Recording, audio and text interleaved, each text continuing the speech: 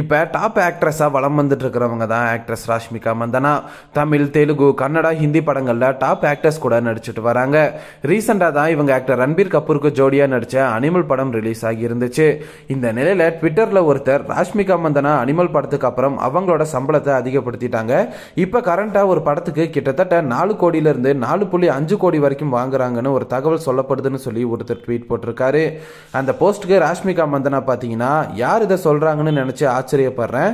இதை பார்த்ததுக்கு அப்புறம் உண்மையில இதை பத்தி யோசிக்கலாம்னு நினைக்கிறேன். ஏன்னு என்னோட ப்ரொடியூசர் கேட்டா, மீடியால இப்படிதான் சொல்லிக்கிறாங்க சார், நானும் அவங்களோட வார்த்தைகளுக்கு ஏற்ப வாழலாம்னு நினைக்கிறேன்னு சொல்லிடுறேன். நான் என்ன செய்யறதுன்னு சொல்லி ராஷ்மிகா மந்தனா சர்காஸ்டிக்காவும் கோவத்தோடையும் ரிப்ளை பண்ணியிருக்காங்க. ராஷ்மிகா மந்தனாவோட இந்த ரிப்ளை தான் இப்போ சோஷியல் மீடியால பயங்கரமா வைரல் ஆகிட்டு வருது.